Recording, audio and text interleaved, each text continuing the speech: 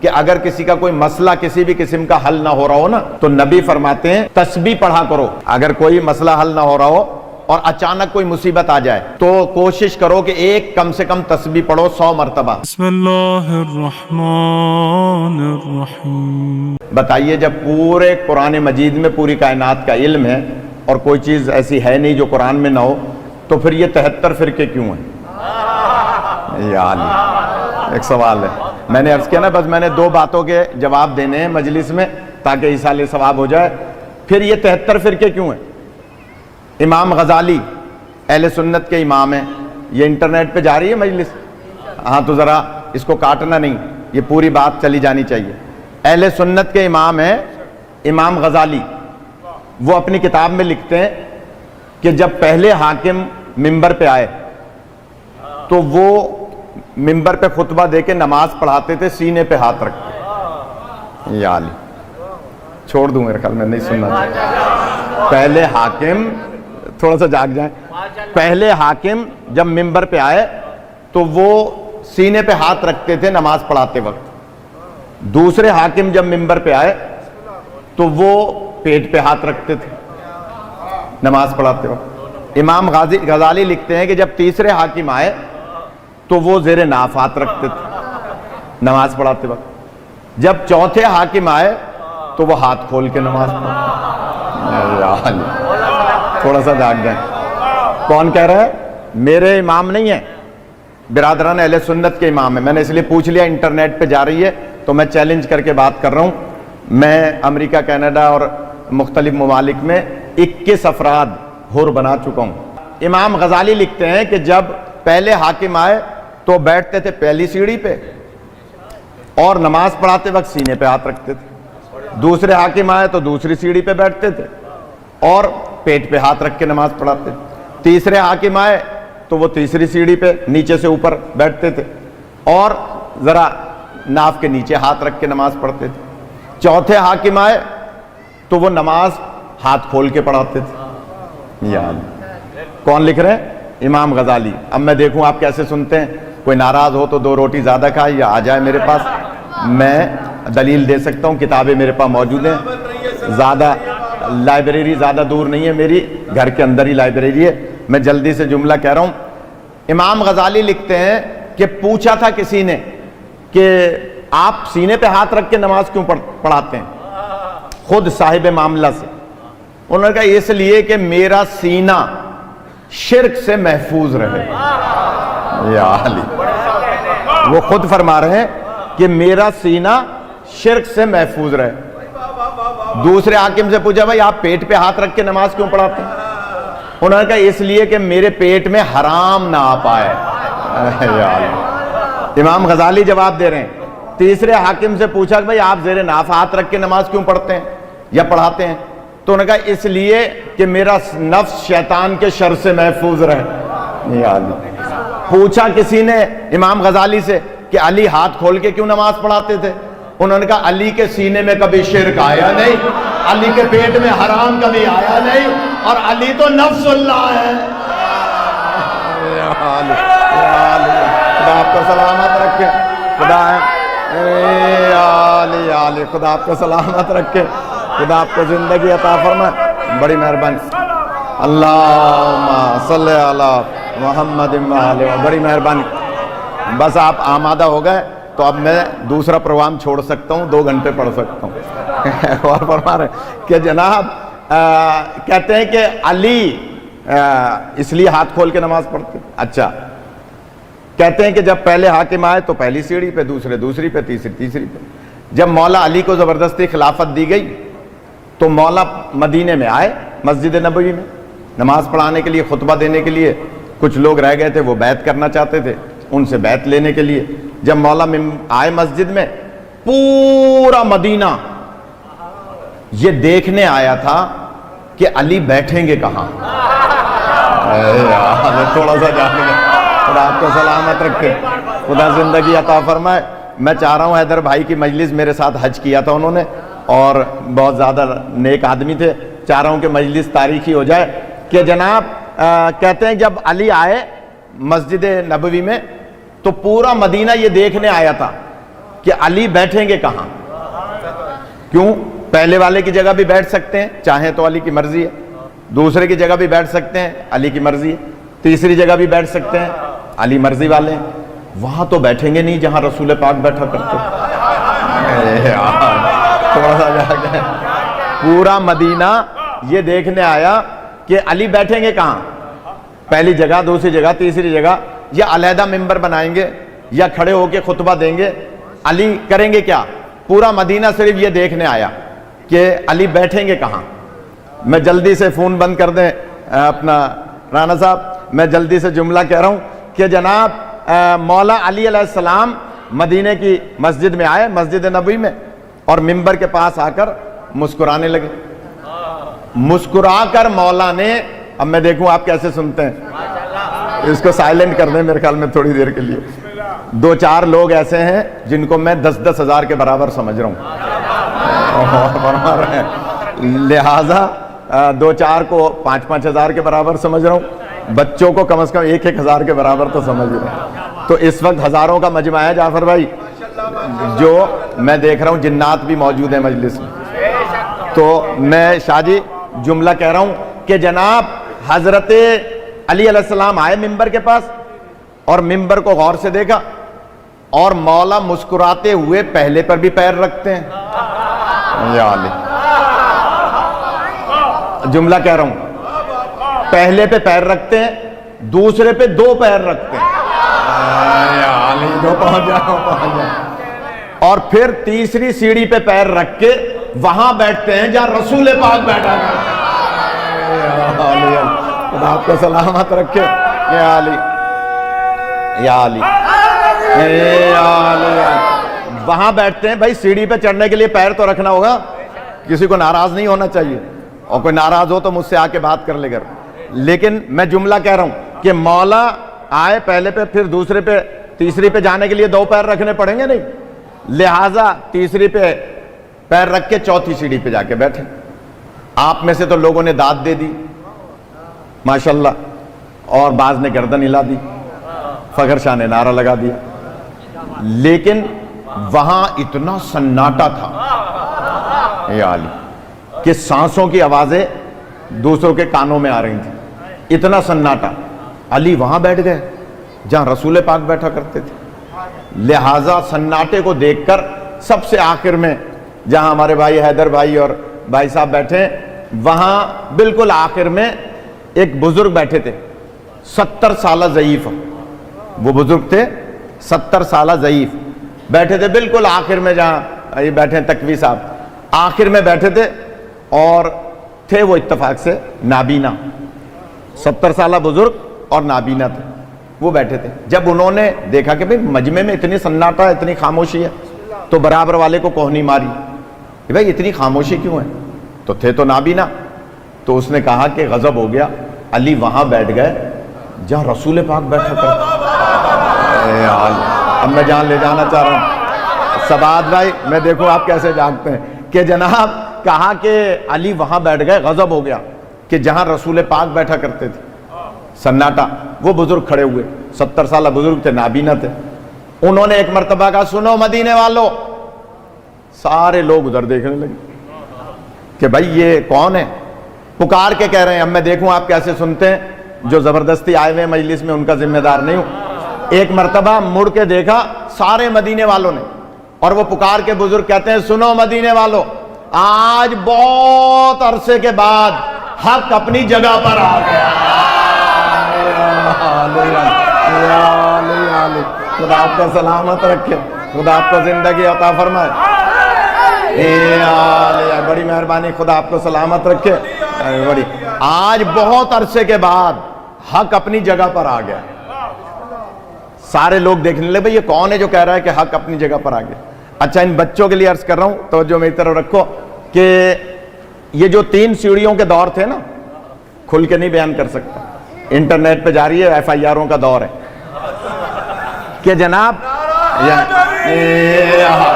خدا آپ کو سلامت رکھے. یہ جو 3 سیڑھیوں کا دور تھا نا, یہ 25 سالہ دور تھا. تاریخ اٹھا کے دیکھیں, 25 سال. یہ جو دور ہے 25 سال کا, پڑھے لکھے حضرات ہیں.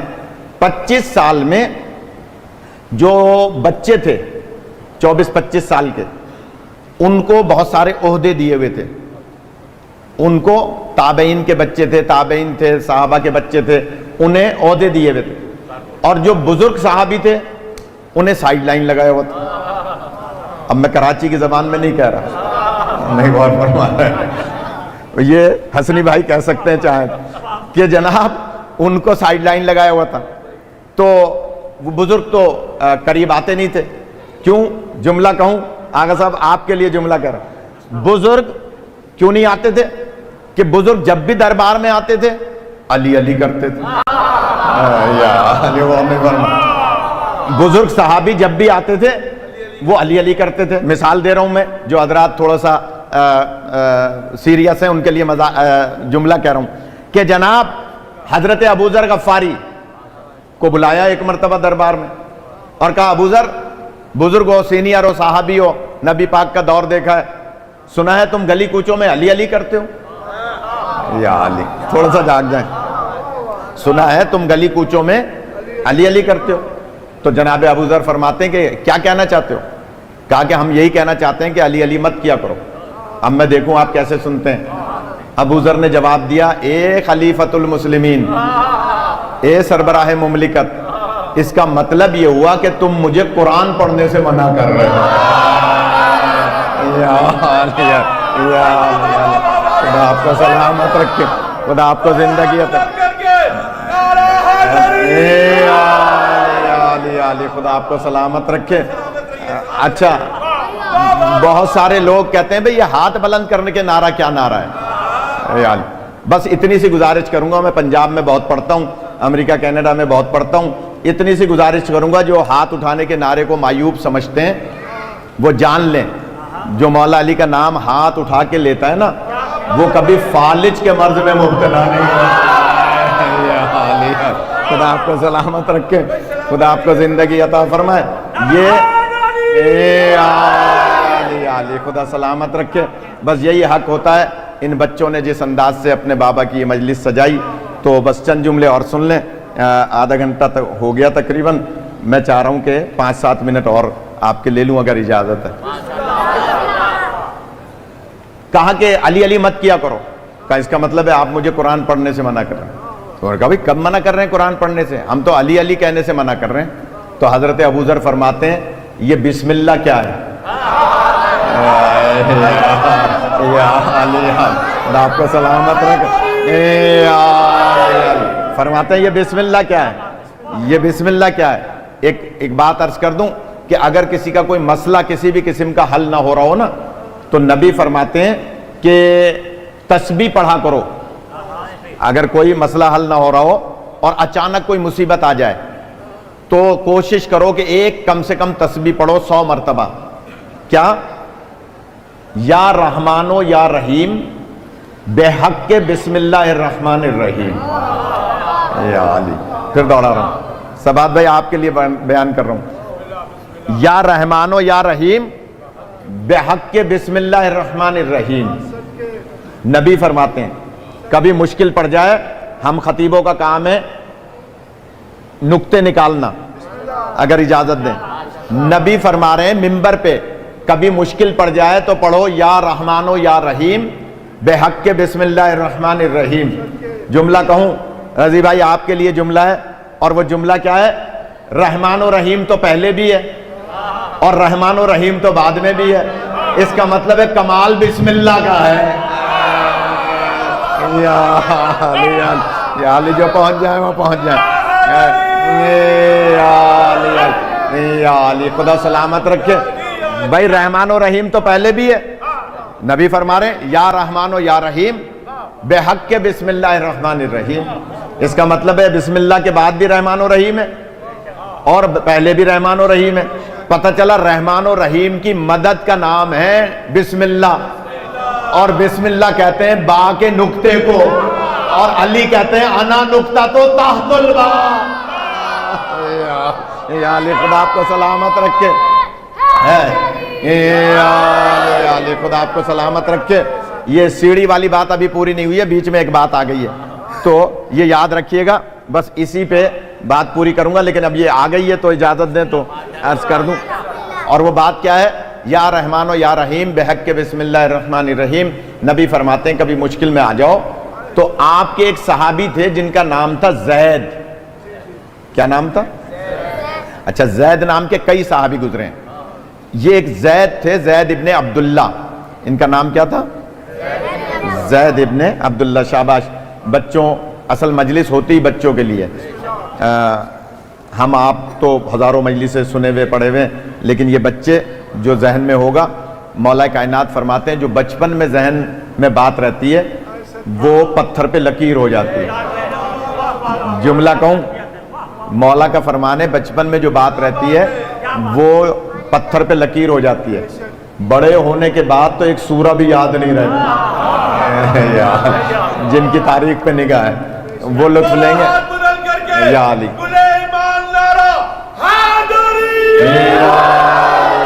علی، خدا آپ کو سلامت رکھے.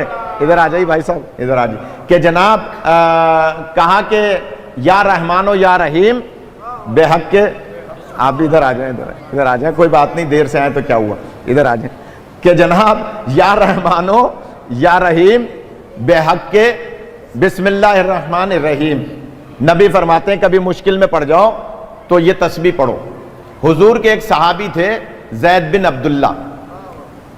وہ کلمہ پڑھ چکے تھے نبی پاک کا، اور یہ تسبیح منبر پہ سن چکے تھے.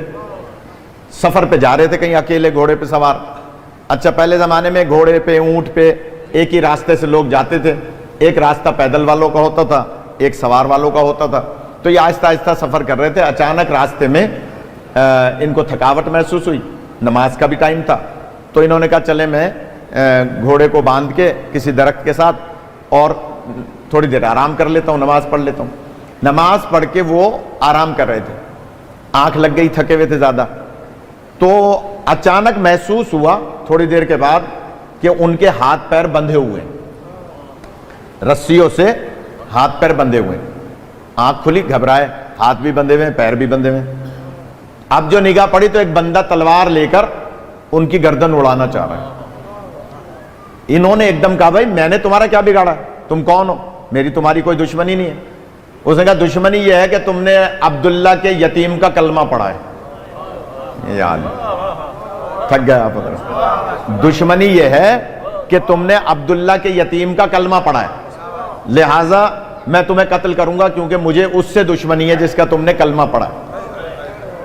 اور اس نے تلوار اٹھائی. اس کو اچانک یاد آیا کہ نبی نے ابھی تو جمعے میں فرمایا تھا کہ مشکل پڑ جائے تو پڑھو یا رحمان و یا رحیم بحق بسم اللہ الرحمن الرحیم. خدا آپ کو سلامت رکھے. اس مجلس سے کچھ نہ کچھ لے کے جانا ہے تو میں جلدی سے عرض کر رہا ہوں. کہا کہ تسبیح پڑھو. اس نے جلدی سے، اتنے وہ تلوار مارتا 3 دفعہ پڑھ لیا جلدی جلدی. یا رحمان و یا رحیم بحق بسم اللہ الرحمن الرحیم، یا رحمان و یا رحیم بحق بسم اللہ الرحمن الرحیم. ابھی تلوار آئی نہیں، 3 دفعہ پڑھ لیا. اچانک ایک آواز آئی، خبردار. اس نے تلوار چلانے والے نے مڑ کے دیکھا، تھوڑے تھوڑے پہاڑ تھے، تھوڑے تھوڑے درخت تھے. اس نے کہا کوئی مجھ پہ حملہ نہ کر دے، تیر نہ مار دے. لہٰذا تھوڑا سا دوڑا دیکھنے کے لیے کہ کون ہے جو مجھے خبردار کہہ رہا ہے. اتنے میں اس نے دے دھڑا دھڑ تسبیح پڑھ لی. تھوڑا سا جاگ جائے. خدا آپ کو سلامت رکھے. بھائی پریشان تو تھا نا. دے دھڑا دھڑ یا رحمان و یا رحیم بحق بسم اللہ الرحمن الرحیم، یا رحمان و یا رحیم بحق بسم اللہ الرحمن. اس نے جتنا، کیونکہ نبی کا حکم تھا کم سے کم 100 دفعہ پڑھنا، مگر ابھی 100 دفعہ نہیں پڑھا تھا کہ پھر آ کے وہ تلوار مارنے لگا. تلوار ابھی آئی نہیں تھی، پھر اس سے بھی زیادہ زور سے آواز آئی، خبردار. اس نے کہا بھائی اب تو مجھے اشتباہ نہیں ہے، واقعی کوئی بندہ ہے جو مجھے خبردار کہہ رہا ہے. یہ پھر دوڑا دیکھنے کے لیے کہ کون ہے. اتنے میں اس نے 100 دفعہ پڑھ لیا. اگر تھوڑا سا جاگ جائیں. کہا اس نے 100 دفعہ پڑھ لی، اور نبی پاک کا فرمان تھا ایک تسبیح پڑھو، یعنی 100 دانے ہوتے ہیں تسبیح میں. اور اس نے یہ تسبیح پڑھ لی حضور کے حکم پر. اب جب یہ 100 دفعہ پڑھ چکا اور وہ پھر واپس آیا، اس نے ادھر اس نے 100 دفعہ ختم کی، ادھر اس نے اس پر تلوار چلا دی. جملہ کہہ رہا ہوں، کتاب میرے پاس موجود ہے، ابھی چل کے کوئی دیکھنا چاہے دیکھ لے. ابھی تو خیر میں یہاں سے کورنگی جاؤں گا، صبح کوئی آ جائے نماز فجر کے بعد میں دکھا دوں گا، پتہ بھی چل جائے گا نماز پڑھتا ہے یا صرف اعتراض کرتا ہے. غور فرما رہے، یہ پتہ بھی چل جائے گا. یعنی کتاب میں دکھا سکتا ہوں، فجر کی نماز کے بعد آ جائے کوئی بھی کہ جناب جیسے ہی اس نے 100 دفعہ مکمل کیا اور اس نے ادھر سے تلوار چلائی، تلوار اس پہ چلائی، گردن اس کی اڑ کے دوسری طرف. خدا آپ کو سلامت رکھے. کتاب میرے پاس موجود ہے. اب جب گردن اس کی اڑتی بھی گئی اور تلوار دور جا کے گری، اس نے اچانک دیکھا ایک نقاب پوش ہے. ایک نقاب پوش ہے جو اس کے ہاتھوں کی رسی کو کھول رہا ہے. اس کے ہاتھوں کی رسی کھلی، اس نے جلدی سے اپنے پیروں کی رسی کو کھولا کہ میں اٹھ کر ان کے قدم چوموں کہ جنہوں نے میرے قاتل کو قتل کر دیا. میں تو جملے ہی کہہ سکتے نا، جس نے میرے قاتل کو قتل کر دیا. لہذا ابھی وہ اپنے پیروں کی رسی کھول کے اوپر دیکھتا ہے، وہ نقاب پوش غائب. نقاب پوش موجود نہیں ہے. حیرت میں جلدی سے اپنے آپ اوسان ٹھیک کیے، اپنا سامان اٹھایا، گھوڑے پہ بیٹھا تیزی کے ساتھ. اب آگے سفر کرنے کے بجائے واپس مدینے آیا. تھوڑا سا جاگ گیا، واپس مدینے آیا. جب مدینے سرکار کی خدمت میں پہنچا، کہا سرکار آپ کی بتائی ہوئی تسبیح سے آج میری جان بچ گئی، لیکن ایک بات سمجھ میں نہیں آئی کہ ایک گھوڑا سوار آیا تھا جس کے چہرے پہ نقاب تھی. نبی فرماتے ہیں ابھی دکھاؤں تو پہچان لو گے. جانا چاہ رہے ہیں، خدا آپ کو سلامت رکھے. کہا ابھی دکھاؤں تو پہچان لو گے. کہا سرکار کیسے نہیں پہچانوں گا، وہ تو میرا محسن ہے. کہا یا علی ذرا چہرے سے نقاب تو ہٹا. خدا آپ کو سلامت رکھے. اس کا مطلب کیا ہوا کہ رحمان و رحیم کی مدد کا نام علی ابن ابی طالب. ایک درود پڑھنے محمد و آل محمد. خدا آپ کو سلامت رکھے. محمد